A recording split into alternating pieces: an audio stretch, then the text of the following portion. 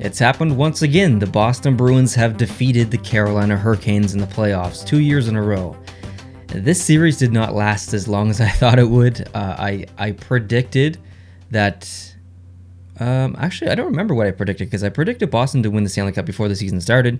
Before the playoffs, I predicted Boston to win the Stanley Cup. But I think in my individual actual series preview and prediction, I think I might have predicted Carolina. I don't really know. It doesn't really matter. Regardless, the series was way shorter than I thought it was going to be.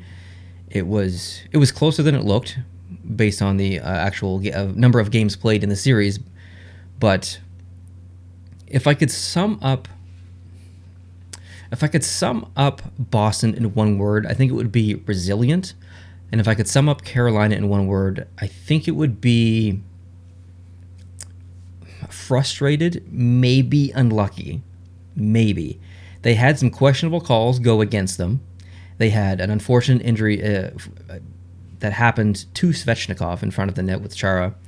And I talked a little bit about that injury on the podcast. Now, if you don't watch the podcast or listen to the podcast, it is available on the Post Podcast YouTube channel in a video format. And if you just want audio, it's on iTunes and all the other podcast platforms. But on the podcast, I talked about that play specifically because of the way that Svechnikov fell. And I compared it to my injury that happened to me on March 5th, 2019. So I'm going to walk through that just really quickly again, even though it doesn't really have anything to do with a series review. It is something that I'm familiar with based on how he fell. So I was at work on March 5th, 2019. I was walking on ice, and it's a little bit more specific than this, but basically I fell the exact same way that Svechnikov did. Like literally exactly the same.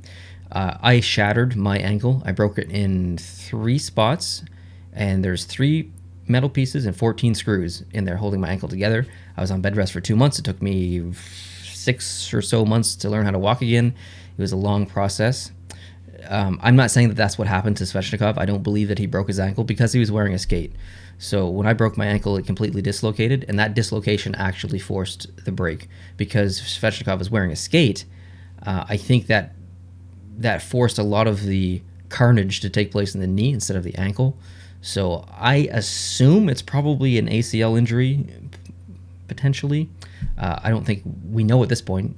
If it's been released, I've totally missed it, and maybe I did miss it. I haven't been on social media in the last couple of days.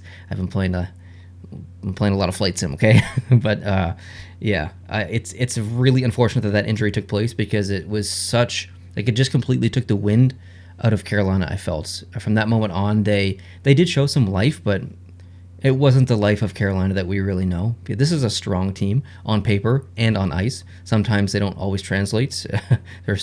I could go into a whole list of teams that have that problem, but Carolina is a very strong team on paper and on ice, and they proved it in certain aspects of the game and in certain games. But for the most part, they really struggled offensively specifically, and Boston did a really good job shutting them down as well. Boston didn't have some of their players that they needed in certain points of the game, and they still did a good job, and they still got contributions from their top guys. I mean, Krejci had an amazing series. He played really well, and he's been a very hot and cold player. And on the Carolina side, you did have contributions from some of the big boys, but I mean, I don't want to throw anyone under the bus, but there was just a lot of invisible players and defensively irresponsible players at times. I don't really want to name any names, but I guess I'll say a few, like Dzingel. I think he played 4 games in the series. He was, I don't want to say useless, but close to it. Niederreiter, terribly defensively. Couple of other things, but they just couldn't find depth scoring. And I really felt like Boston, even when Carolina did find some scoring, Boston was so resilient. They weren't worried about coming back into the game. They came back multiple times in games in the series and proved that they can win even when they start slow. And I think that's really important for any playoff team to have that resiliency. And that characteristic of a team gets teams deep. St. Louis did it a couple of times last year. Boston themselves did it a couple of times last year. It's a quality that you need, because you need to overcome you need to overcome deficits, and you need to overcome being behind in a game and come back and win. Those are huge moments, not only for the series and statistically, but for the players as well, to realize and know that they can do that. So this was a huge series for Boston emotionally, I think. They did not have the best couple of play-in round games. There were question marks out there from myself and lots of other people. We were worried that maybe, Boston wasn't really the team of last year.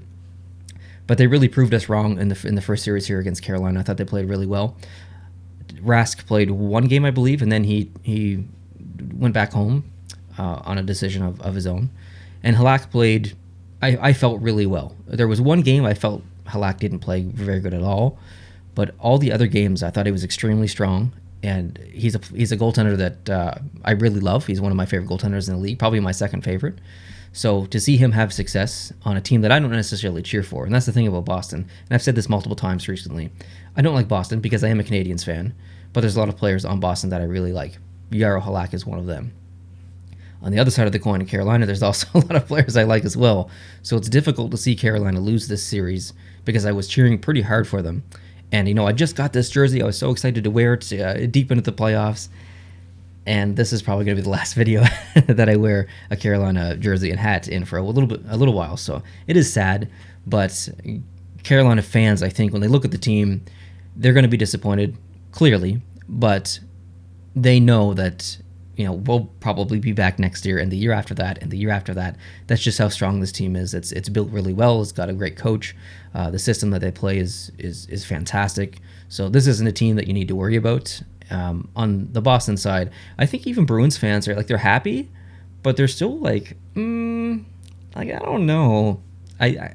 This team is better than they just played, and they played pretty decent. So if Boston fans are worried that their team won, if Boston fans look at their team who just won and are still worried, then if Boston really starts to play their game at a high intense level that we know that they can, like they did throughout the season, whoever they face in the next series and potentially the series after that really has a huge challenge for them. So Bruins fans, I think, are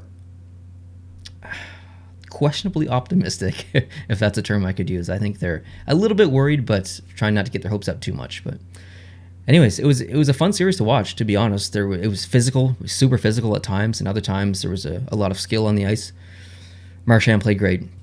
Bergeron played great.